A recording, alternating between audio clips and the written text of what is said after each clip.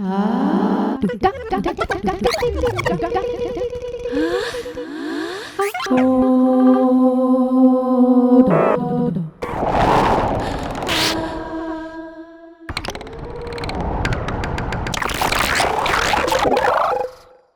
everyone, I'm Belle Reid and welcome back to another video. So I'm currently preparing for a series of live performances that will take place in Baltimore as part of the High Zero Festival for Experimental Improvised Music. Now, I get asked quite frequently about how I prepare for live performances, particularly for live performances that involve modular synthesizers.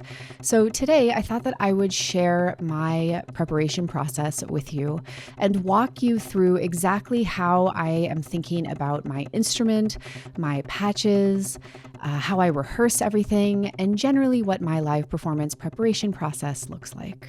Now, by the time you are watching this video, this particular festival will already have happened, but I still wanted to take this opportunity to share some of these thoughts with you and unpack my process.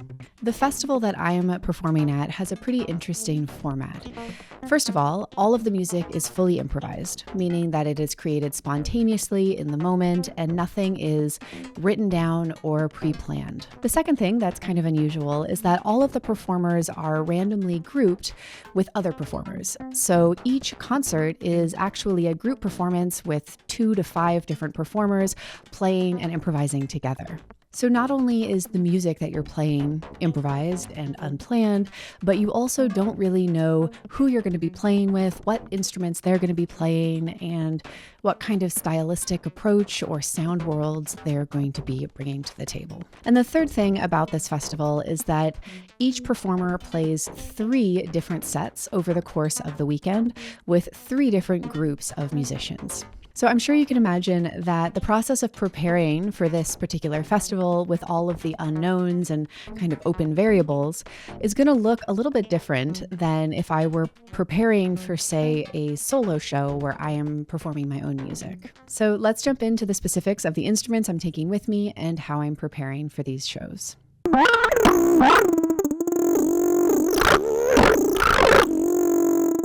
So one of the first things that I typically do when I'm preparing for a live performance is to choose my specific instrument. Sometimes this is determined by the theme of the festival or the concert, and other times, like in this scenario, it's left completely open for me to decide. For this performance, I wanted something that could be very flexible so that I'd have a really wide range of sonic possibilities for all of these improvised sets. But at the same time, I'm flying to Baltimore, so I wanted something that was portable, easy to carry, and very airplane friendly. So what I ultimately settled on is a hybrid setup that involves a small modular system, my laptop, and also a microphone for external sound input. Now, of course, there are about a million different ways that you can put together a hybrid system. But for me, something I was really interested in was a lot of hands-on control and interaction. So I'm using the Make Noise Zero control here as my main input structure for this instrument. As you can see, my Eurorack system is pretty small. I have 2 main sound sources in here, the XPO and the Morphagene, both made by Make Noise. And I'm also using the Icaria filter, which is made by Bastel. I'm also using a Max patch that's running on my computer for some additional effect processing. I'll talk more about what's going on the computer end of things in just a few minutes. But first, I wanted to dig a little deeper into the patch that I have here on my Modular Synth and to talk generally about how I think about creating modular synth patches specifically for improvisation.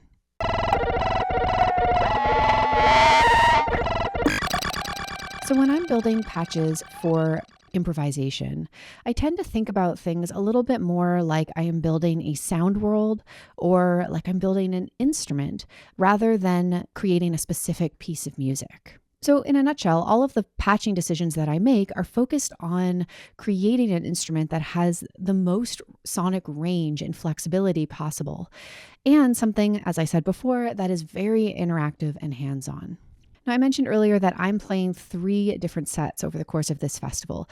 And while I could make a completely different patch for each of those sets, I thought it would be a little more interesting to see how much I could get out of this small setup and how I could create one single patch that could lend itself to many different sound worlds. So in this patch, I am using the XPO and the Acarié filter to create a big feedback loop.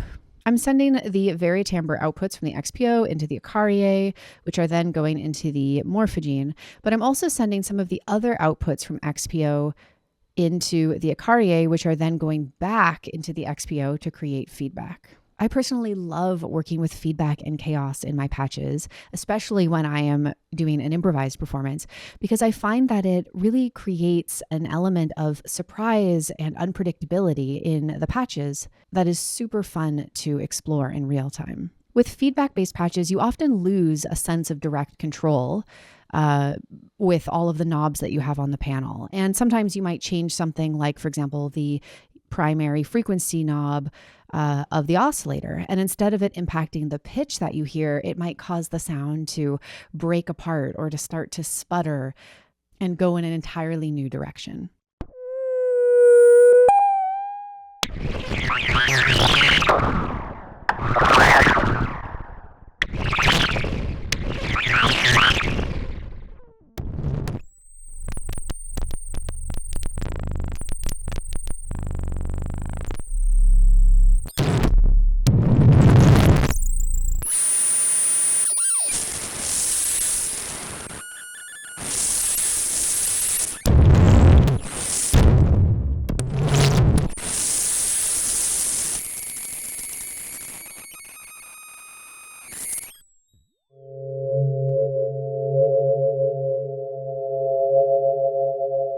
Because this isn't a solo performance where I am playing on my own, it's really important that I am able to leave space for the other musicians.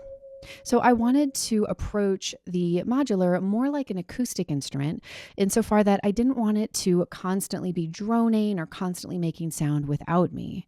Instead, I wanted to have to physically interact with the instrument in order for it to make sound. Now, as you can see, I'm also using the touch plates here on the zero control in order to create articulation on the synth. I'm sending both the pulse gate outputs from the zero control and the pressure outputs over into the Optimix, so that when I just really quickly tap one of these pads, we hear a very short, plucky sound. And when I tap and press, we are going to hear a longer, more sustained sound.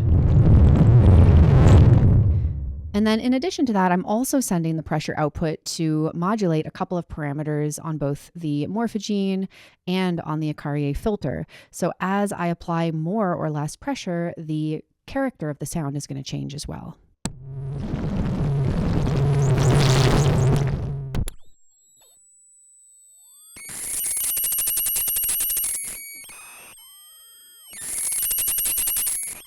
I've reserved these two keys here on the zero control to interact with the Morphogene in particular.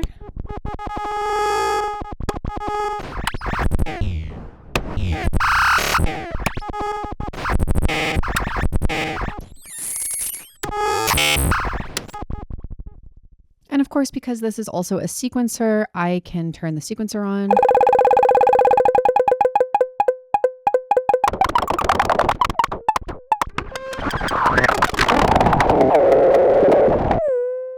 And play it that way as well.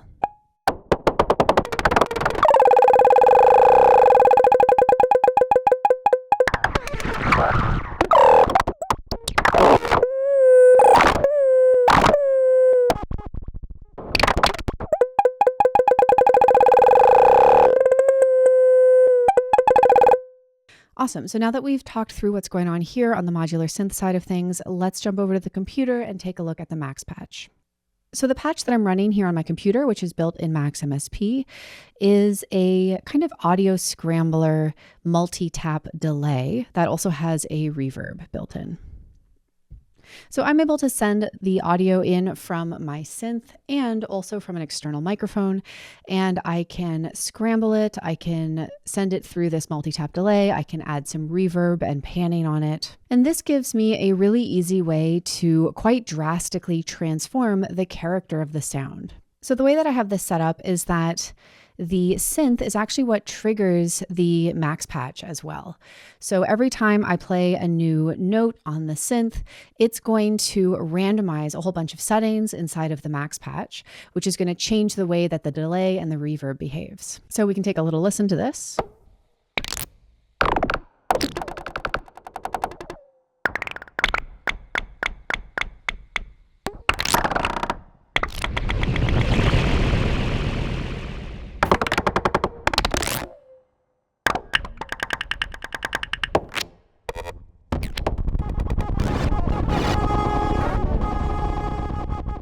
So that's a pretty cool kind of stuttery delay effect that I have been getting a lot of mileage out of and find really interesting to interact with. But because I'm going to be improvising, with a group of people, I wanted to make sure that I was also able to play a different role in the ensemble, so that sometimes I can be a little bit more gestural and soloistic, and that other times I can maybe play more of an atmospheric role, and I can sit a little bit further back and let someone else take the lead. So here's an example of some settings here on the patch that behave a little bit more like an atmosphere state. I have some long reverb tails and a bunch of feedback dialed up here in the reverb. And I'm still able to play the synth and interact with things, but everything is a little bit more ambient and kind of extended in time.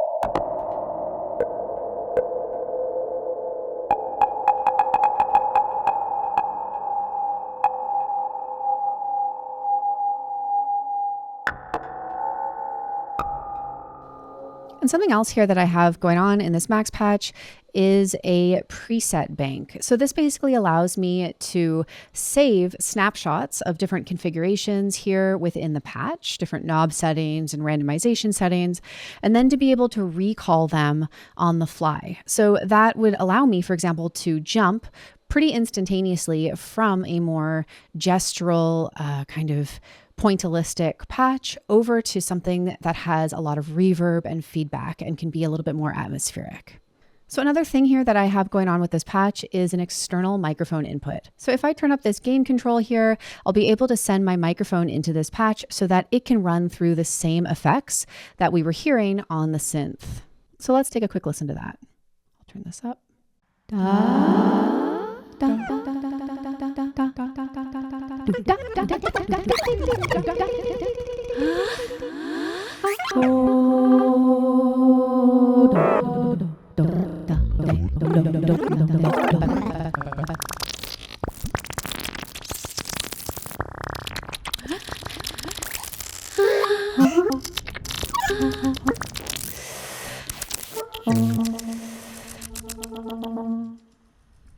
And then, of course, I can combine both of those worlds together. So I can use the external mic input, the effects inside of Max, and also the sound and control coming from the synth itself.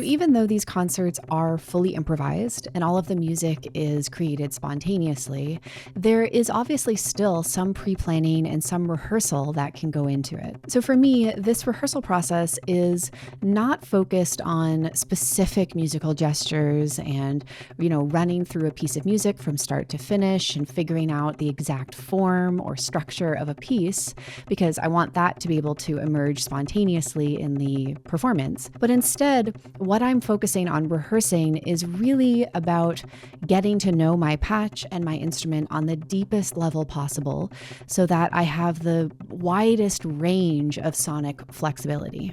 A typical rehearsal session might involve really exploring all of the extremes of my instrument and seeing what happens when I push things into, strange corners that I might not normally go to.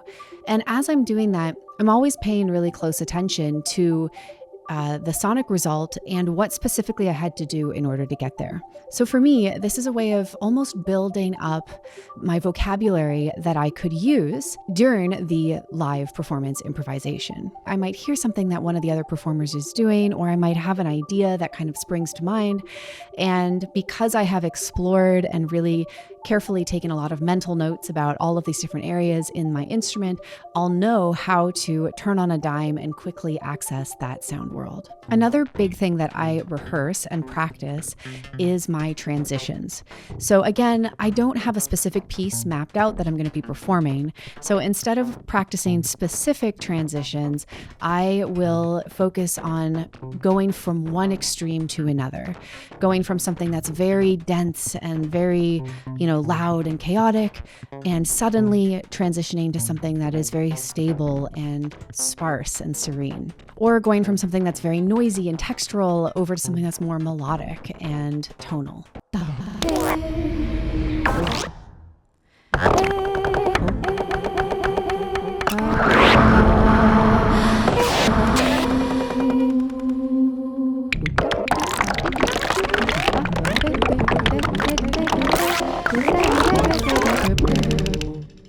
So at this point, I have been practicing and exploring this patch now for a couple of weeks, and I am still finding new corners and new layers of, these sound worlds and new little nooks and crannies and unexpected things. So in my opinion, that is the mark of a successful patch. And I am really, really excited to keep exploring this and to see what else emerges in real time as I am performing at the festival next week.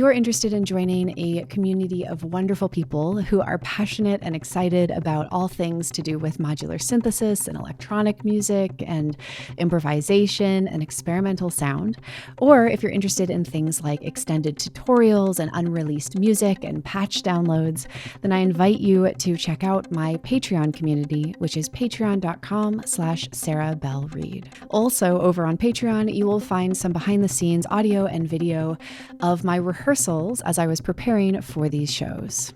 All right, so that is it for today. As always, thank you so much for watching and for listening, and I'll see you next time.